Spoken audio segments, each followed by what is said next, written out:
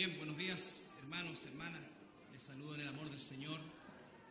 Y bueno, también como cada día domingo, tenemos el privilegio de dirigirnos a hermanos, hermanas nuestras que nos ven en otros lugares del país, y en otros lugares del país, por supuesto, y en otros lugares también del continente. Así es que realmente le damos gracias al Señor por esa cobertura que Él inmerecidamente nos proporciona.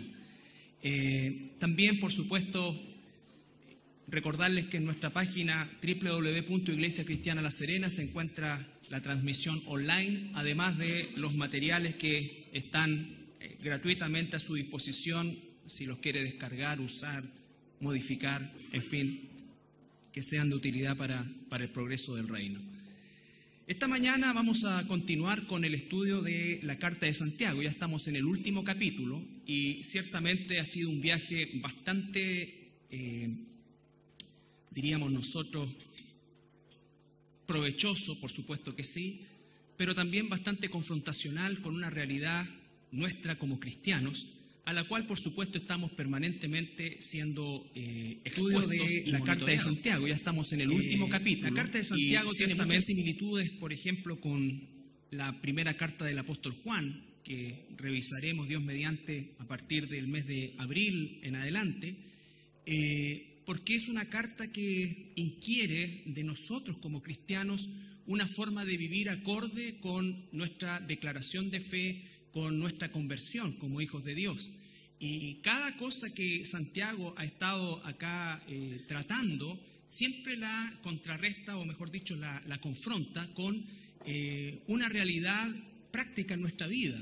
Santiago no es, bueno, ningún libro en realidad de la Biblia, pero en especial estas epístolas, bajo ningún punto de vista constituyen aspectos netamente filosóficos o de pensamiento. Son ordenanzas que se espera de nosotros como hijos de Dios, guiados, fortalecidos por el Espíritu Santo, ¿no es cierto?, que sean vistas en nuestra vida, no algo que solamente se encuentre en un concepto teórico, sino que efectivamente sean carne, como decimos también, ¿no es cierto?, en nuestros actos diarios, entendiendo que no somos perfectos en el sentido de que convivimos con una naturaleza pecaminosa, pero sí ciertamente nuestra vida debe mostrar una tendencia a la declaración que estamos diciendo, si somos hijos de Dios.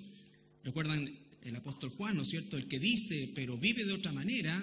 El mismo apóstol, inspirado por el Espíritu Santo, declara que es un mentiroso, entendiendo este concepto de la tendencia. Aquí mismo Santiago ha hecho desde el capítulo 1 una confrontación específicamente en el contexto directo a hermanos judíos o de origen judío que habían sido dispersos a lo largo del imperio producto de la primera persecución que se realizó en Jerusalén. Entonces, esa situación hace que Santiago esté tratando temas a la distancia, no estando él presente, pero ciertamente habiéndose enterado de la realidad de esta iglesia, en la cual él establece los parámetros bíblicos para cosas tan prácticas como la forma en que nos relacionamos unos a otros. Había en esa iglesia, ¿no es cierto?, acepción de personas, y esa acepción de personas correspondía principalmente a diferencias de carácter económica entre los hermanos, ¿no es cierto? Y por supuesto dice que no debe ser así. Y más aún, más grave, era una diferencia que hacían los mismos líderes de esa iglesia en relación a uno u otro hermano o hermana. Estos mismos hombres o personas con muchos recursos, llamados ricos aquí también, al parecer era una práctica habitual, había una tendencia a aprovecharse de propios hermanos que trabajaban para ellos, no pagándoles lo que corresponde, en fin, haciendo un acto de vileza, ¿no es cierto?, con los derechos de cada uno de los hermanos, que se les llama ahí jornaleros, ¿no es cierto?, que prácticamente dependían de un ingreso diario al final del día. Recuerden ustedes la historia o la parábola que cuenta el Señor Jesucristo también, que dice, ¿no es cierto?, que ese dueño del fundo va y contrata 1, 2, 3 a distintas horas y pacta un precio que les paga al final del día. Entonces, esta situación es exactamente lo mismo. No existía un contrato de por medio, existía solamente la palabra de aquel que era dueño del campo. Y bueno, muchos de estos decían ser cristianos, pero se comportaban de una manera casi peor que los paganos en el cuanto a la opresión que ejercían sobre los mismos hermanos que trabajaban para ellos. También encontramos que el uso de nuestra lengua, la forma de hablar, la forma de expresarnos, debe caracterizar a un cristiano en relación a no solamente el no decir garabato o cosas por el estilo como una práctica en su vida, porque seamos sinceros, puede que alguna vez se te salga uno, ¿no es cierto? No estamos dando licencia para hacerlo, pero es una realidad. Pero otra cosa es que la forma de expresarse de un cristiano esté inundada por palabras truanes, ¿no es cierto?, deshonestas, como dice, y por supuesto con palabras totalmente reñidas con la moral que un cristiano debe mostrar al vivir, ¿ya? Bueno, y esto entre paréntesis también un dolor grande que uno siente como hombre, como cristiano, como padre también, de escuchar, bueno, ni siquiera escuchar, pero de enterarse de algunas formas como se hace humor en Chile, y esto no es para parecer ni mojigato ni nada por el estilo, pero yo creo que todo este movimiento tan espantoso en realidad, lo único que hace en vez de darle a la mujer derechos, y no es que yo sea un machista ni nada por el estilo, le quita lo que quizás los hombres más apreciamos de las mujeres, que es la delicadeza, la dulzura, en fin, algo que nos diferencia de nosotros, y encontrar que hoy día el humor se basa, y por mujeres, por niñitas, ¿no es cierto?, que prácticamente, bueno, ya no sé qué otro nivel o a qué otro nivel pueden llegar. Entonces, dice, el cristiano no debe ser así. Nosotros no la maldecimos, no rogamos al Señor que le conceda arrepentimiento, porque el único que puede cambiar esa forma de hablar es el Señor, y esa forma de trabajar, o entre comillas, hacer humor, por supuesto que es el Señor. Entonces, pero dice que nosotros como cristianos no debemos hablar así, no debemos hablar de esa manera, y además de eso debemos ser personas veraces, que nuestra forma de hablar esté, digamos, siempre orientada a decir la verdad, aun cuando esos costos puedan resultar un tanto complicados. La semana pasada, en el último mensaje que dimos, ¿no es cierto?, tratamos justamente la advertencia fuerte que hace Santiago a todos estos ricos opresores que hacían o trataban de una manera absolutamente sin misericordia, y además, si pudiéramos en algún sentido declararlo ilegalmente, a sus propios hermanos en relación a eso, ¿no es cierto? Y solamente recordar que el pasaje hablaba de, en primer lugar, no una condena a la riqueza propiamente tal, ¿no es cierto?, sino que a la forma corrupta en que la gran mayoría de los que aquí por lo menos se citan la habían obtenido de una manera corrupta. Y segundo, administrado también de una manera corrupta. Entonces, administrado de manera corrupta, usado de manera corrupta, como dice, para sus propios deleites, ¿ya? Entonces, esto va a cambiar ahora, va a tener un giro en los versículos que vamos a analizar el día de hoy, que están en el versículo 7, capítulo 5, versículos 7 al 12. Santiago, capítulo 5, versículos 7 al 12. Por tanto, hermanos, tened paciencia hasta la venida del Señor. Mirad cómo el labrador espera el precioso fruto de la tierra, aguardando con paciencia hasta que reciba la lluvia temprana y tardía. Tened también vosotros paciencia y afirmad vuestros corazones, porque la venida del Señor se acerca. Hermanos, no os quejéis unos contra otros, para que no seáis condenados. He aquí el juez está delante de la puerta. Hermanos míos, tomad como ejemplo de aflicción y de paciencia a los profetas que hablaron en nombre del Señor. He aquí tenemos por bienaventurados a los que sufren. Habéis oído de la paciencia de Job y habéis visto el fin del Señor, que el Señor es muy misericordioso y compasivo. Pero sobre todo, hermanos míos, no juréis ni por el cielo, ni por la tierra, ni por ningún otro juramento, sino que vuestro sí sea sí y vuestro no sea no, para que no caigáis en condenación. Padre, te damos gracias esta mañana por una vez más abrir tu palabra, Señor, y poder ser alimentados por ella. Gracias, Padre amado, por la libertad que tenemos de hacerlo, y te pedimos, Señor, todos aquellos que somos tus hijos e hijas, Padre, que podamos recibirla, y no solamente recibirla, Señor, sino que también permitir que el Espíritu Santo la use en la transformación de nuestras propias vidas. En el nombre de Jesús. Amén. Bien, entonces vemos que aquí hay un giro, y al parecer este giro dice relación con enfocarse ahora, Santiago, abruptamente con aquellos que eran víctimas de las opresiones anteriores que había descrito, porque dice, por tanto, hermanos, tened paciencia, tened paciencia. Y acá el tema central que envuelve todo el pasaje que estamos revisando es, sin duda alguna, la paciencia. Pero no solamente la paciencia como una definición o como una descripción, sino como un fruto absolutamente necesario para el desarrollo de nuestra vida como cristianos. Absolutamente necesario. La paciencia es parte del fruto del Espíritu. Y ciertamente la paciencia es la que nos va a conectar con aspectos tan importantes como son el sufrimiento, pero por otro lado también la esperanza. Entonces, estas tres palabras, estas tres definiciones, estos tres conceptos están íntimamente relacionados: paciencia, sufrimiento, esperanza. Y aquí nuestro hermano Santiago, ¿no es cierto?, lo deja de ver claramente al, en primer lugar, decir, ¿no es cierto?, en el versículo 7, por tanto, que es un llamado, recuerden ustedes, de atención fuerte, no es un llamado suave, es un llamado fuerte, es casi como diríamos nosotros una orden. Por tanto, hermanos, y se dirige al pueblo de Dios. Esto no es para quien no es pueblo de Dios. Esto no es para quien no es pueblo de Dios, esto es para nosotros, aquellos que debemos vivir de esta manera.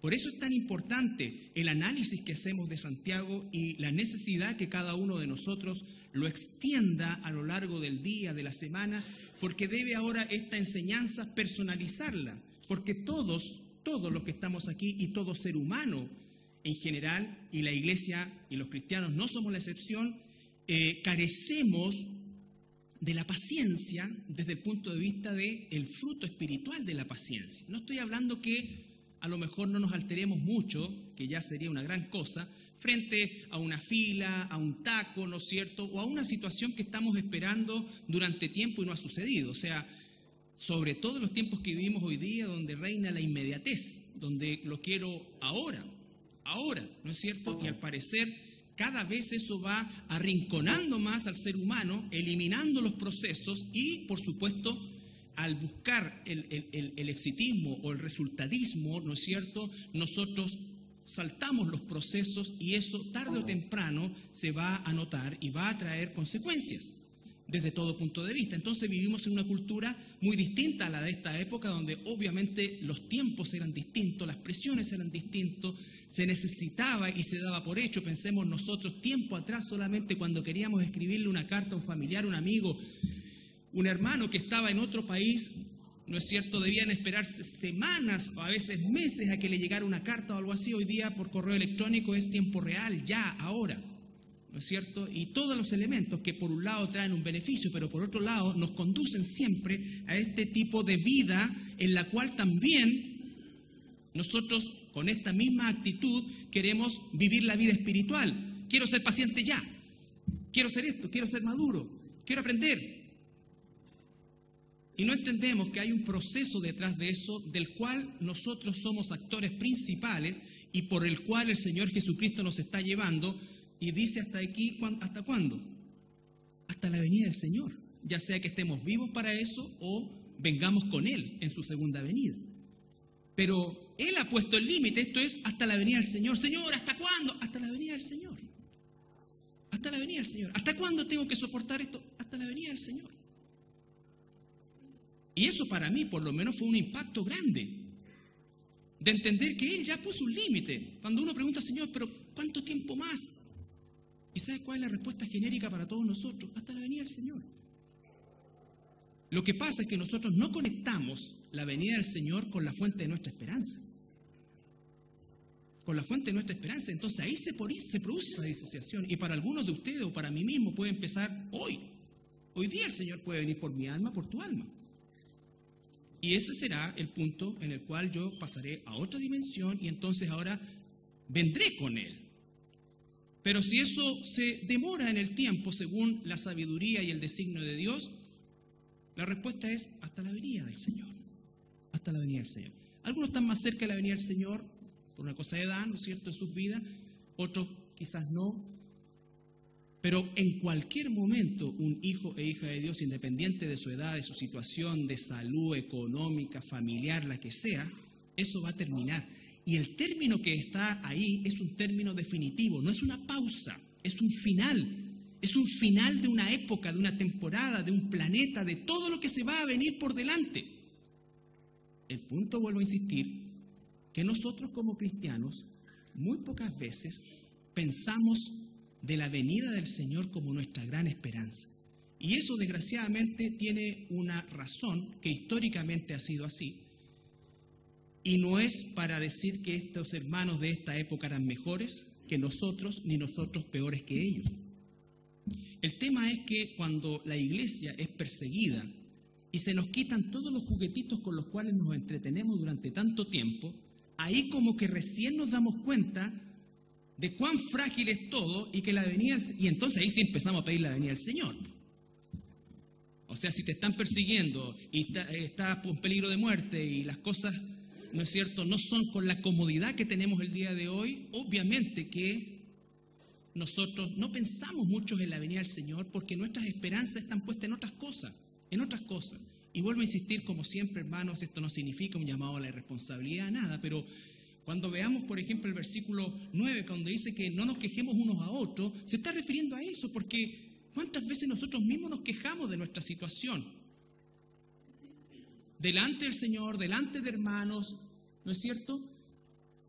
¿Esperando qué cosa? Buscando la lástima, el apoyo, espero en algún caso la dirección, pero generalmente, aquí, 2000 años antes ya, la gente era igual porque somos iguales, nos quejamos porque queremos en el fondo que la gente se dé cuenta de cuánto yo estoy sufriendo. De cuán terrible es mi situación, y peor aún cuando empezamos a compararla con otros. O sea, lo que tú estás sufriendo no es nada, yo sí sufro. Me dicen el Pantoja de San Joaquín. Qué cebollento, Dios mío. Bueno, ya no. Bueno.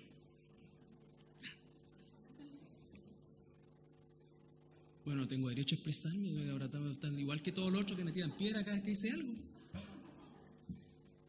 Bueno, vamos por parte. Por tanto, hermanos, orden. Un llamado de atención violento. Por tanto, hermanos, tened ¿qué cosa? Paciencia. La palabra paciencia en el griego tiene más o menos 4 palabras que la definen, pero en realidad esas 4 palabras se resumen solamente en 2. Las otras son subdivisiones de las mismas. Hay 2 palabras que definen paciencia. La primera de ellas es macrotumia, y macrotumia se refiere específicamente a tener paciencia con personas difíciles. Y antes de que tú pienses en alguien, piensa en ti. Piensa en ti. ¿Cuánta macrotumia tiene que tener quizás tu esposo, tu esposa, tus hijos, tu compañero de trabajo, tus hermanos? Macrotumia. Esa es la palabra que se define cuando soportamos personas. Y dice, eso está en Efesios, si lo quieren buscar, ¿no es cierto? Capítulo 4, versículo 1 y 2.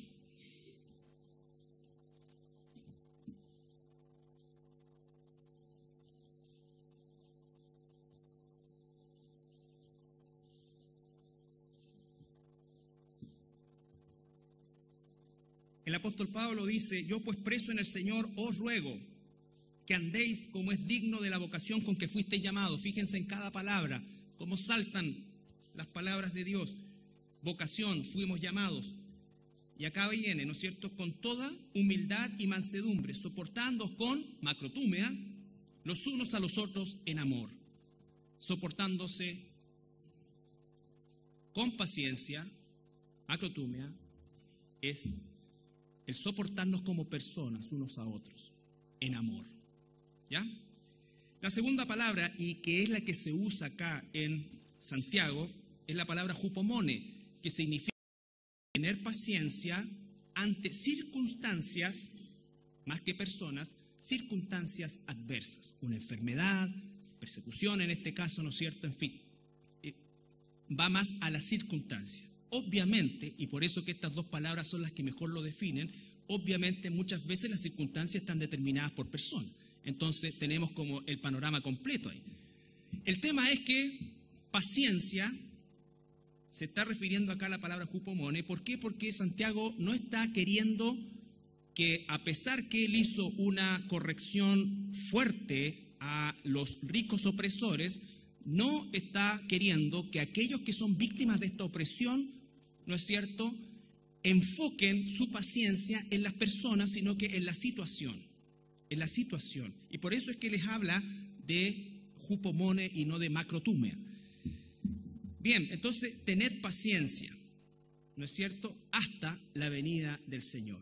Hermanos, como decía, el tema de la venida del Señor es la esperanza que la iglesia, ¿no es cierto?, espera desde hace 2000 años. Desde hace 2000 años, incluyendo el rapto y la segunda venida. Cuando Pablo o Santiago está hablando acá, la segunda venida está refiriéndose al todo. Que nosotros, ¿no es cierto?, lo estudiamos y lo sabemos, que hay primero un rapto y después hay una segunda venida. ¿Ya? Entonces, pero esa segunda venida es la esperanza que Dios nos ha manifestado, una verdad que se debe transformar en la esperanza que Dios nos ha manifestado a todos nosotros que somos hijos e hijas de Dios. Y eso es lo que, en definitiva, cimenta el hecho de poder vivir una vida, ¿no es cierto?, que agrade a Dios y que podamos aún en las dificultades y en las circunstancias, como dice el Sermón del Monte, gozarnos en las dificultades, ¿no es cierto? ¿Por qué? Porque sabemos que Dios está obrando a nuestro favor, está obrando en nuestra vida para transformarla y hacerla más semejante a la suya. Y es imposible que Él pueda hacer eso, o el Espíritu Santo pueda hacer eso, sin pasar por la escuela del sufrimiento, sea cual sea este. Porque este no es un llamado a medir o a cuantificar el sufrimiento de unos u otros. Todos nosotros, por el solo hecho de vivir en este mundo, experimentamos, ¿no es cierto?, sufrimiento.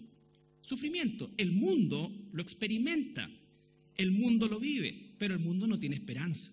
El mundo tiene una esperanza absolutamente que ni siquiera hoy el mundo se cree de que las cosas van a ir mejor, ya sea con un nuevo gobierno, con una nueva situación, con esto otro. Porque aún eso hoy día se ha transformado en una quimera.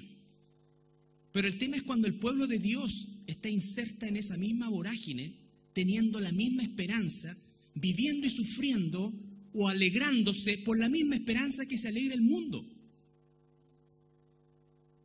Como dice Santiago en el capítulo anterior, hermanos míos, esto no debe ser así. No debe ser así. Porque además esa forma de vivir esta esperanza es un testimonio fortísimo de que realmente Dios ha cambiado nuestra vida. Dios ha cambiado nuestra vida. Y vuelvo a insistir, esto no significa que nosotros dejemos nuestras responsabilidades, ni nuestro papel, nuestro rol como trabajador, como esposo, como padre, como lo que sea que Dios nos dé hacer en este tiempo. Juan 16:33. Jesús hace una advertencia a sus discípulos y, por extensión, a todos nosotros.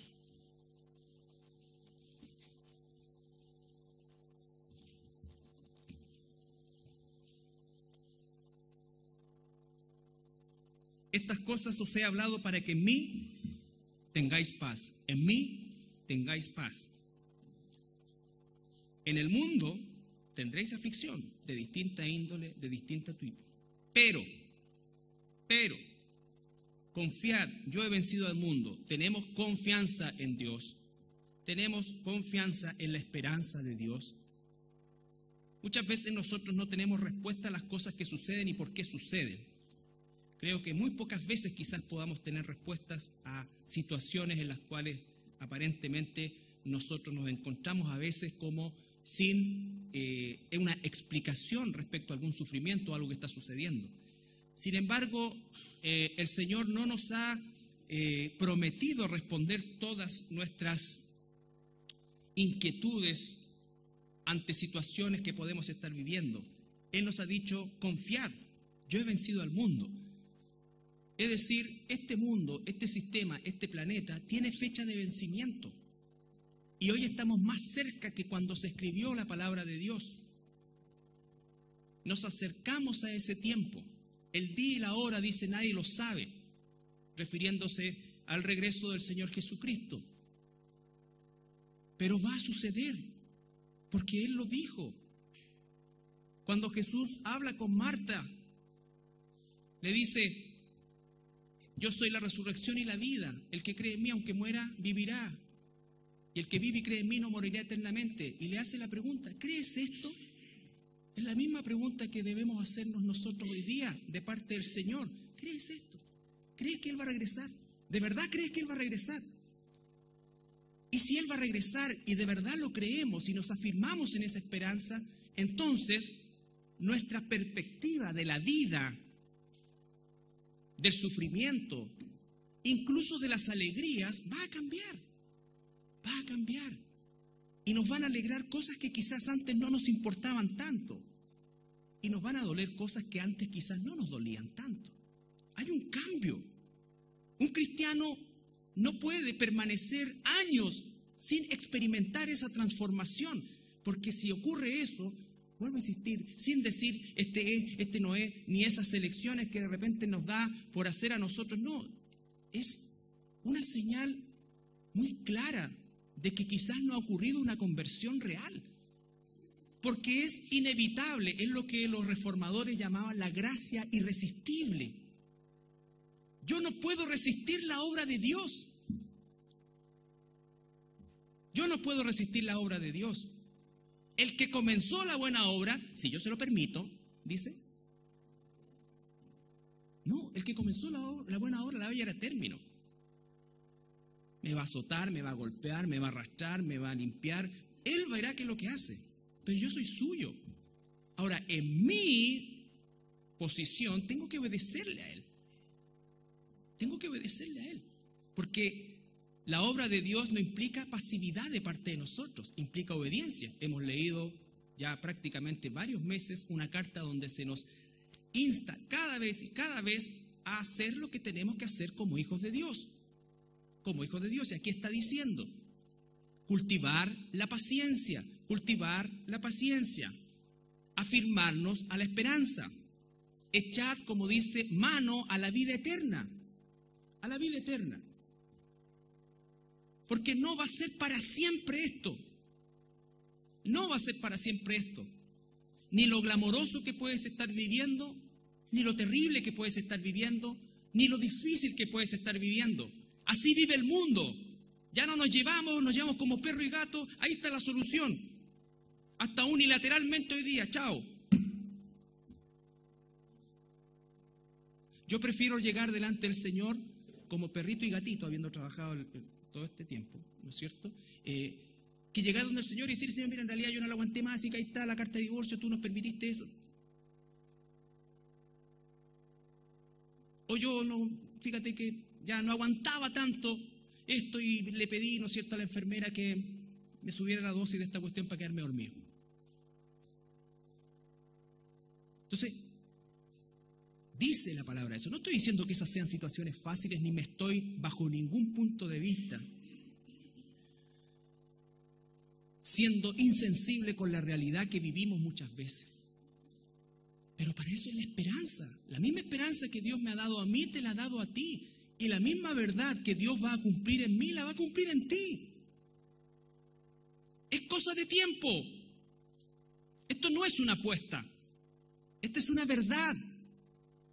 Un día todos los que estamos aquí, le ruego al Señor que así sea, todos los que estamos aquí vamos a estar en cuerpos glorificados, vamos a estar haciendo la obra que Dios nos tenga que hacer sin convivir nunca más con el pecado, nunca más la muerte. ¿Dónde está, oh aguijón, tu muerte? ¿Dónde está muerte tu aguijón? Nunca más. nunca más lágrimas, nunca más sufrimiento. Gloria, escucha, eterna. ¿Por cuánto? Por 20 años de un matrimonio más o menos, con 20 años de un trabajo más o menos, contra 25 años de sub y baja, una enfermedad, no sé. ¿Qué es la eternidad frente a eso? Y desgraciadamente nosotros como cristianos, cuando no nos hincan el diente con un poco más de presión, tendemos a perder la línea de la esperanza y nos empezamos a ilusionar con estas cosas. En vez de hacer estas cosas con el propósito de esto, sacamos esto y vivimos por esto. Hermanos, eso es a lo que nos está llamando a Santiago. A mí, en primer lugar, a ti, como hijos de Dios. Despabilémonos y comencemos a mirar hacia la esperanza. ¿No es cierto? Que el que la dio no miente.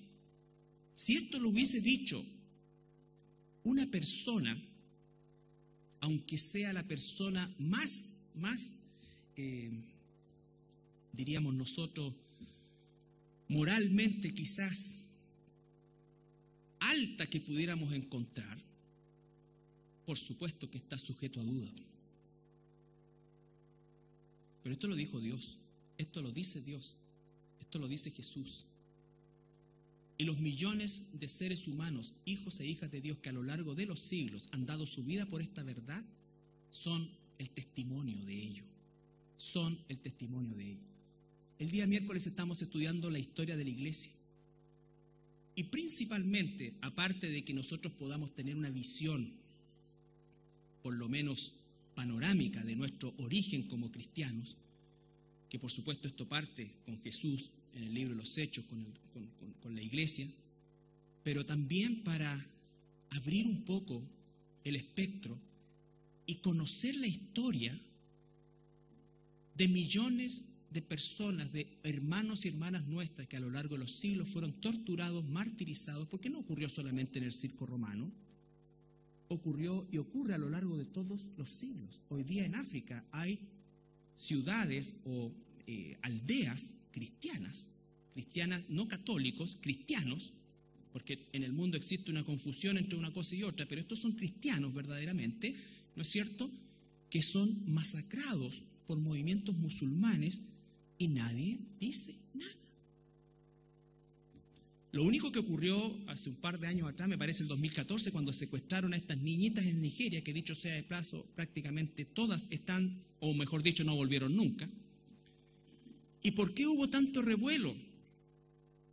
Y hasta casi pensaban que Estados Unidos iba a intervenir militarmente por causas humanitarias, pero no fue así, porque el flujo de petróleo de Nigeria a Estados Unidos y Europa no se vio afectado. Entonces salimos de acá, pues esa es la realidad. Los gobernantes se enseñorean de vosotros. Mientras más poder tengan, más se enseñorean de nosotros. Entonces, ¿vas a poner tu esperanza en eso? No, dice la palabra, respeta todo lo que sea, pero nunca pongas tu esperanza en eso. Ni en el próximo gobierno, ni ninguna cosa. El que venga vamos a tener que respetarlo igual, porque la Biblia nos ordena. Entonces aquí está hablando, volviendo a Santiago, de esta paciencia, y coloca el punto en el cual esa paciencia ya no va a ser necesaria, sino que va a llegar la promesa. Y entonces cuando llega la promesa ya no necesitamos la paciencia. En Juan 15:20, Evangelio de Juan 15:20,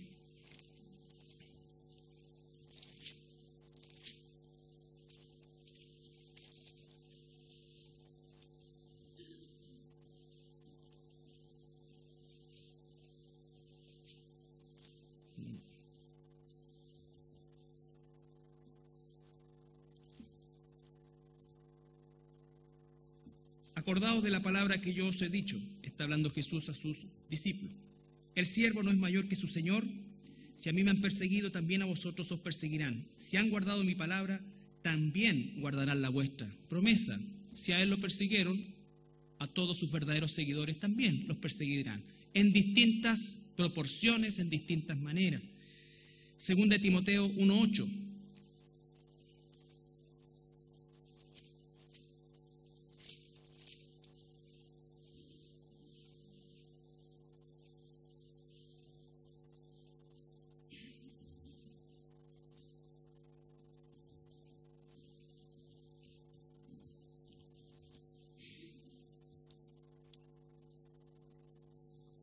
desde el versículo 7. ¿Por qué? No nos ha dado Dios espíritu de cobardía, sino de poder, de amor y dominio propio.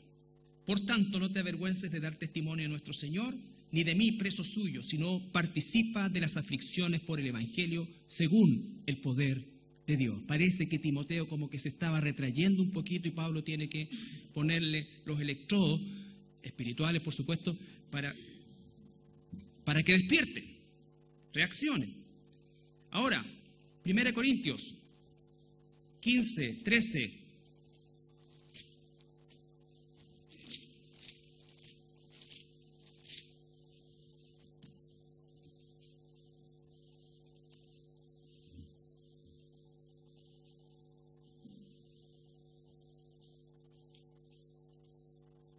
El apóstol Pablo habla de la resurrección de los muertos todo el capítulo 15, pero dice en el 13, porque si no hay resurrección de muertos, entonces tampoco Cristo resucitó, y si Cristo no resucitó, vana es entonces nuestra predicación, vana nuestra fe.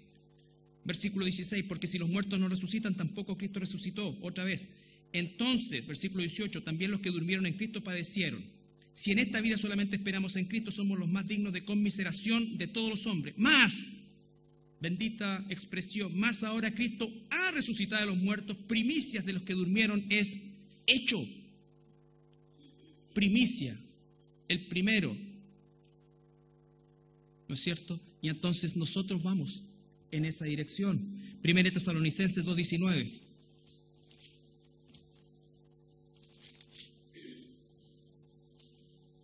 Primera Tesalonicenses 2:19.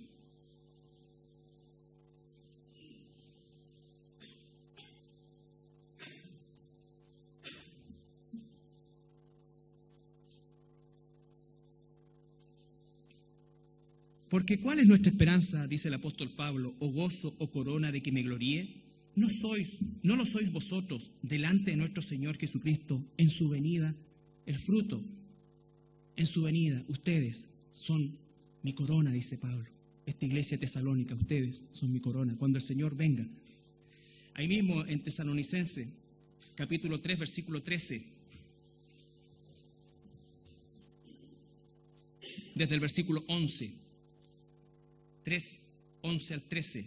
Mas el mismo Dios y Padre de nuestro Señor Jesucristo dirija nuestro camino a vosotros, y el Señor os haga crecer y abundar en amor, unos para con otros y para con todos, como también lo hacemos nosotros para con vosotros, para que sean afirmados vuestros corazones irreprensibles en santidad delante de Dios, nuestro Padre, en la venida de nuestro Señor Jesucristo con todos sus santos.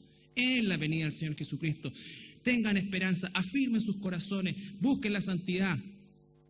Hay una certeza en esa predicación. No hay una promesa de que van a terminar las aflicciones ahí temporalmente. Y la iglesia tesalónica fue una iglesia muy, ¿no es cierto?, fiel en medio de mucha tribulación. Recuerden que ellos de su pobreza dieron para los pobres de Jerusalén. Capítulo 4, ahí mismo, Tesalonicenses 4:14. 4, 13, 14. Tampoco queremos, hermanos, que ignoréis acerca de los que duermen, para que no os entristezcáis como los otros que no tienen esperanza. Porque si creemos que Jesús murió y resucitó, así también traerá Dios con Jesús a los que durmieron en Él. Creemos, no como los que no tienen esperanza. Yo creo que si muero, Él me va a resucitar. No por lo bueno que hice ni por mis méritos, sino por su promesa, por su elección, por su amor, porque Él perfecto pagó por el imperfecto. Al que no conoció pecado, por mí se hizo pecado. Entonces, eso es lo que nos da la esperanza asociada, ¿no es cierto?, a la paciencia, porque estamos esperando, pero no de manera pasiva. Dios nos está usando, estamos extendiendo su reino. Estamos viviendo una vida en medio de una generación maligna y perversa. Estamos siendo sal y luz. Y a su tiempo, Dios concluirá nuestra misión, ya sea que nos lleve a todos juntos de acá, o ya sea que por medio de la muerte vayamos a su presencia. Pero nada puede afectar ese futuro. Y eso deberá ser la mayor y quizás la única fuente de esperanza que como cristianos debiéramos tener. Cuando eso embarga nuestras vidas, entonces, y Eso pasa, hermanos, porque pocas veces pensamos en eso. Pocas veces pensamos en eso como factor de esperanza. Siempre decimos, yo tengo esperanza que Dios me dé esto, yo tengo esperanza que Dios me saque de aquí, yo tengo esperanza. Y no estoy diciendo que eso sea malo, pero a veces las cosas que pensamos que van a pasar, no van a pasar. No van a pasar. Y la Biblia está llena de ejemplos así. Recuerden Hebreos 11, dice que todos esos grandes héroes, dice, de la fe, hombres y mujeres, héroes de la fe, dice que saludaron de lejos la promesa. ¿Por qué? Porque ellos sabían que esperaban algo mejor. No llegó en su tiempo, pero ellos lo saludaron. Y hoy día están en la presencia del Señor, esperando venir por nosotros. Por nosotros. No se olviden que vamos a llegar a las nubes del cielo, ahí nos vamos a juntar todo, va a estar todo ahí. Y entonces todo lo que vivimos, todo lo que construimos, va a estar. Por eso disfrútalo ahora, compártelo, disfrútalo.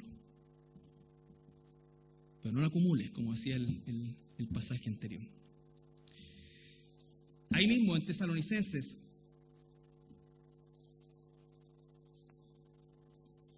pero en la segunda de Tesalonicenses, capítulo 2, versículo 1 y 2.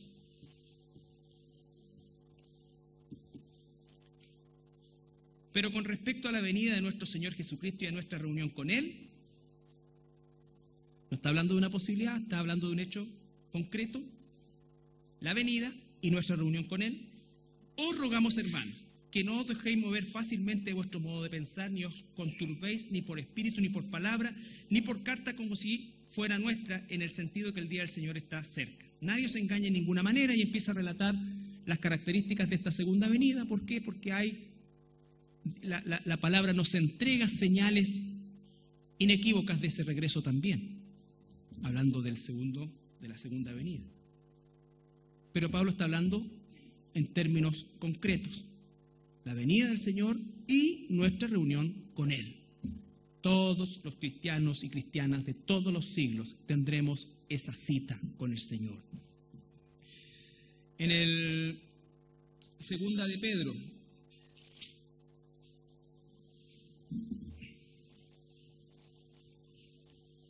capítulo 1, versículo 16.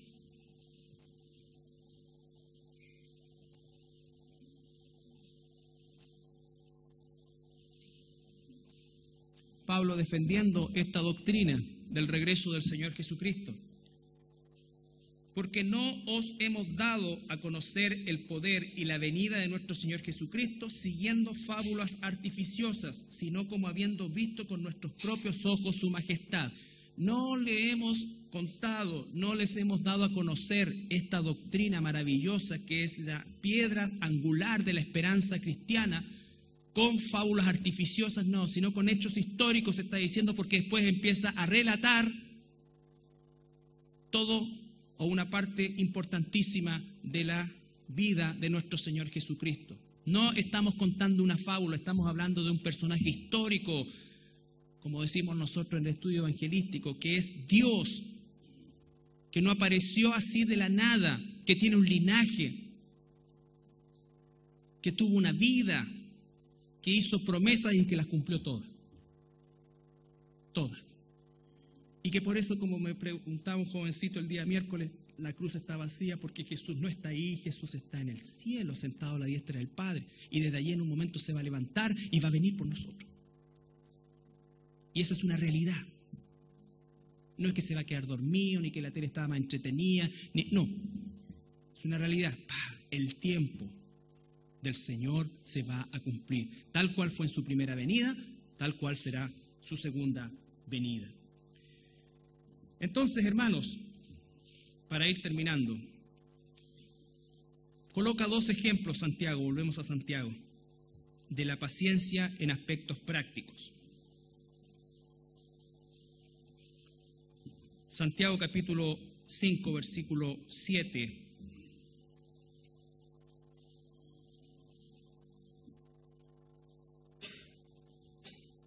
Por tanto, hermanos, tened paciencia hasta la venida del Señor. Ahí está, y espero que con todos los pasajes que leímos, más todos los que tú tienes que buscar para confirmar esta verdad. Está lleno de pasajes en el Nuevo Testamento, lleno de pasajes de la segunda venida del Señor y esa promesa.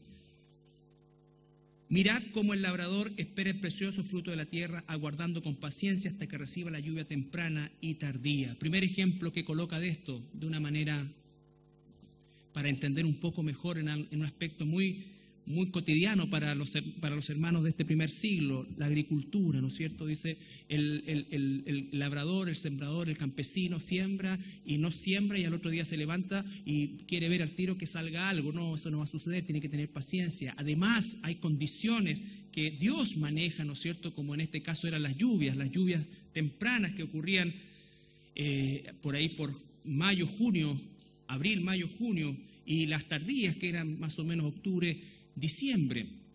Y entonces lo que está diciendo el Señor, hay un tiempo, pero si lo has hecho bien, seguro va a salir, seguro va a salir. Dice también Pablo a los Gálatas, no dejemos de hacer el bien porque a su tiempo, dice, segaremos. A su tiempo segaremos. Hay un tiempo.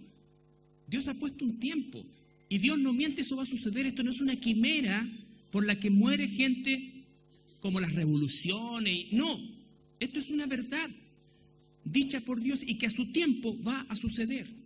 A su tiempo va a suceder. También volvemos a Santiago y vuelve a recalcar el versículo 8 también. Tened también vosotros paciencia y afirmar vuestros corazones. Y la palabra ahí, si la pudiéramos traducir nosotros al original, es como arraigar vuestros corazones, porque la venida del Señor se acerca. Afirmad vuestros corazones. ¿Por qué? Porque es natural que las situaciones difíciles que podían estar viviendo estos hermanos y que a lo mejor estás viviendo tú, te desanimen, te quiten el foco de lo que estás, por lo que estás viviendo. Pero ahí viene la palabra, o sea, afirma tu corazón, porque esta esperanza es real. Tu situación no es para siempre. Puede que sea incluso para toda la vida terrenal, pero no para siempre, porque hay una eternidad. Hay una eternidad. Versículo 9, hermanos, no os quejéis unos a otros para que no seáis condenados. He aquí el juez está delante de la puerta.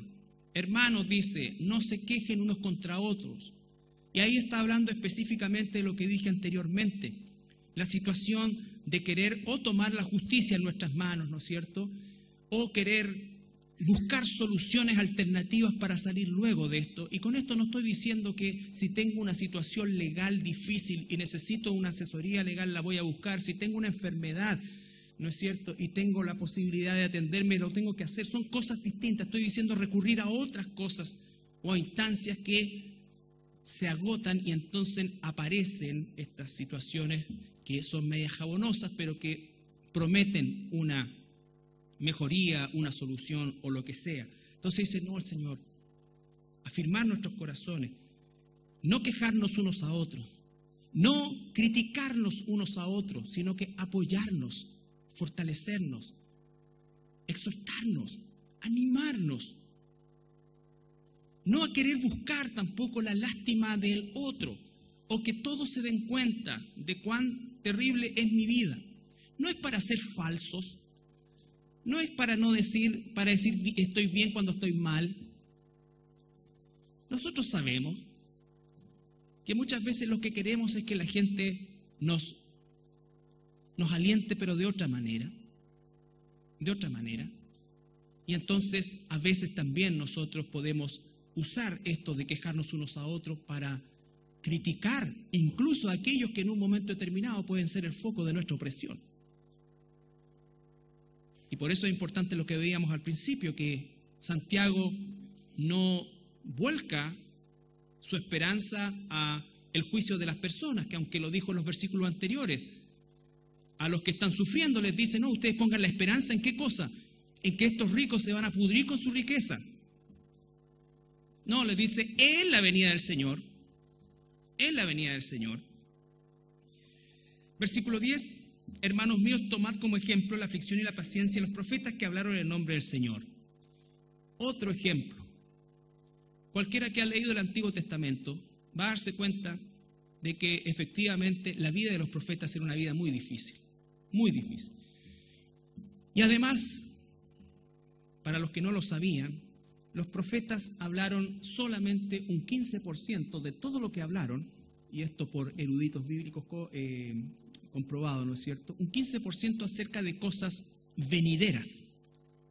Y esas cosas venideras tenían que ver con el Mesías, que se cumplió en Jesús, y con el milenio y el final de los tiempos. Lo otro que decían eran juicios. Hoy día tú te vas a llenar de lepra. Por supuesto que había una palabra, pero era un juicio. Y el resto del trabajo de los profetas, por eso eran tan odiados, era recordarles la ley a un pueblo rebelde. A un pueblo rebelde, los profetas se paraban y les decían: ustedes están mal, se han vuelto a los ídolos. A los reyes que estaban metidos en eso, les decía: si ustedes van a la guerra, Dios no está con ustedes y ustedes van a salir derrotados. Y entonces, ¿qué producía eso? Odio de la gente. Jesús le dijo a los fariseos de su época: ustedes son hijos de todos aquellos que mataron a los profetas. Hoy día le hacen un monumento a un profeta, pero resulta que el linaje de ustedes, la gente como ustedes, que no quiere escuchar la palabra de Dios, fue la que mató a los profetas. Los profetas no lo mataron los cananeos, los mataron los propios israelitas por causa de su palabra. Y entonces, si nosotros hoy día estamos frente al pueblo de Dios, tenemos que decir lo mismo. Es pecado tener la esperanza depositada en cosas que no son las que Dios nos da. Es pecado hacer cosas, ¿no es cierto?, fuera de la voluntad de Dios por causa de una necesidad que puede ser sumamente real, pero que tenemos que esperar en el Señor. Entonces, la paciencia está absolutamente vinculada con la esperanza y es la que sostiene el sufrimiento que momentáneamente podemos estar viviendo. Bueno, después habla de Job y ahí tenemos el ejemplo también de un hombre paciente, que aunque también se muestra impaciente en algún momento, nunca se rebela contra Dios. La paciencia. Él no sabía por qué estaba pasando lo que estaba pasando. Él ni siquiera sospechaba. Según su lógica humana como la nuestra, él había sido un hombre justo y estaba viviendo el calvario que creo que ningún otro ser humano, por lo menos en esa magnitud y con esa, ¿no es cierto?, rapidez, podríamos decir nosotros, no es que pasaron 2 años, no, todo al tiro, todo al tiro. O sea, de un rato para otro Job no quedó en la calle, quedó sin nada, ni siquiera con su, entre comillas, dignidad. Paciencia, paciencia. Y más encima, cuando Dios habla con él, no le da ninguna explicación, sino que lo pone en su lugar. Y ahí vemos la mano de Dios que quebranta a Job, porque él dice: yo creía que te conocía, pero de verdad te había conocido de oídas. O sea, para mí tú eras el Dios que me da todo lo que yo quiero. Es tan bueno Dios que nunca me pasa nada, que esto, que me consigo un estacionamiento en el centro cuando no hay nadie, que justo cuando yo voy saliendo sale una... que justo toda cosa, todo, de que está desocupada esta caja, de que... No, Dios, pero conmigo es bacán. No, Dios es Dios. Dios es Dios. Y finalmente, quisiera tocar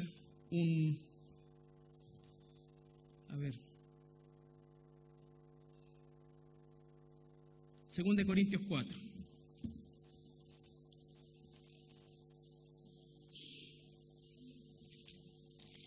Segunda de Corintios capítulo 4.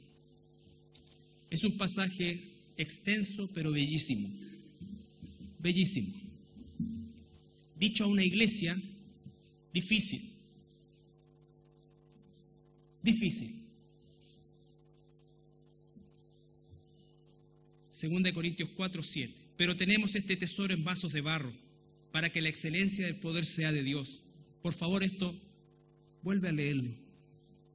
Tú, en tu tiempo personal. Empápate de esto. Esto es para ti si somos hijos e hijas de Dios.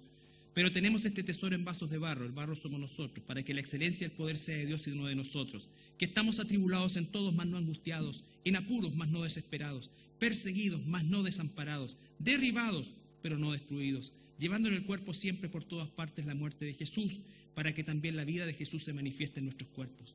Porque nosotros que vivimos siempre estamos entregados a muerte por causa de Jesús, para que también la vida de Jesús se manifieste en nuestra carne mortal, de manera que la muerte actúa en nosotros y en vosotros la vida.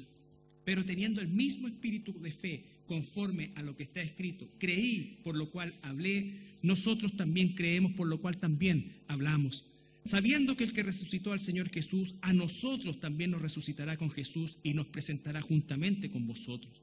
Porque todas estas cosas padecemos por amor a vosotros, para que abundando la gracia por medio de muchos, la acción de gracia sobreabunde para la gloria de Dios. Por tanto, no desmayamos, aunque nuestro hombre exterior se va desgastando, el interior no obstante se renueva día a día.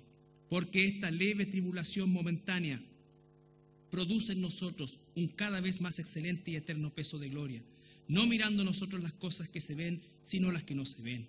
Pues las cosas que se ven son temporales, pero las que no se ven son eternas. Si estás viviendo tiempo de aflicción, sea esta palabra y muchísimas otras palabras que están de parte de Dios para nosotros, seamos fortalecidos, levantados, ¿no es cierto?, guiados y usados por el Señor. Primera de Juan dice que cuando tenemos esta esperanza, ¿sabes qué es lo que naturalmente sucede? Buscamos la santidad.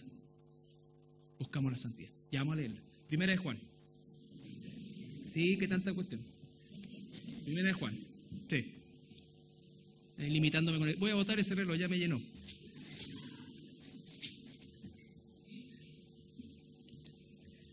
Primera de Juan 3. 1 al 3.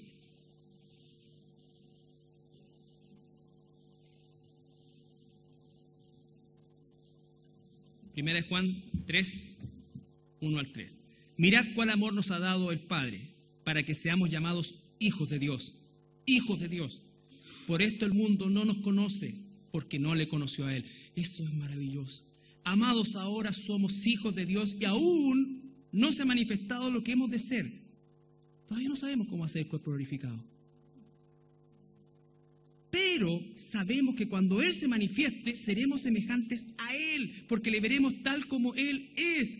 Entonces, mira lo maravilloso de esto. Y entonces, ¿qué debe suceder en nosotros como hijos e hijas de Dios? Y todo aquel que tiene esta esperanza, ¿tienes tú esta esperanza? En Él, ¿qué hace? Se purifica a sí mismo, así como Él es puro.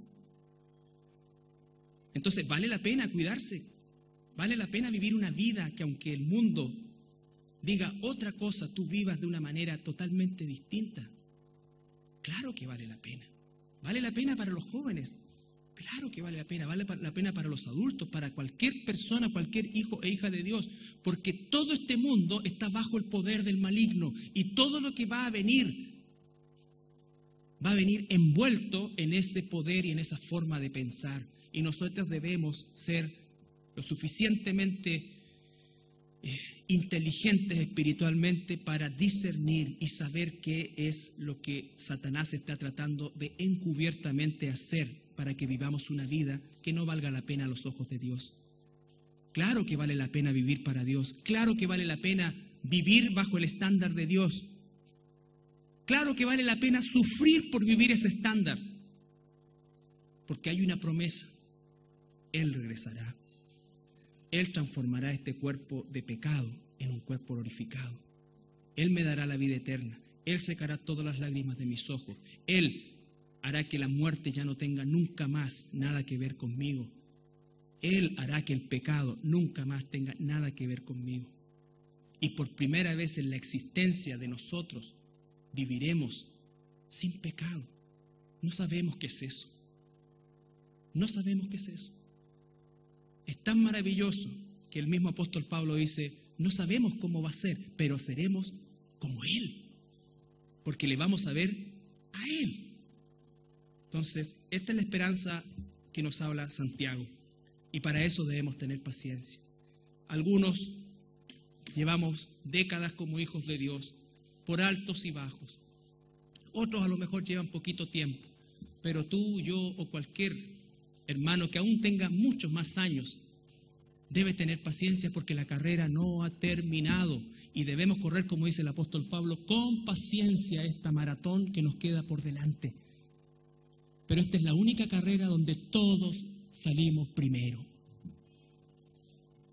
Donde todos salimos primero por causa de Él.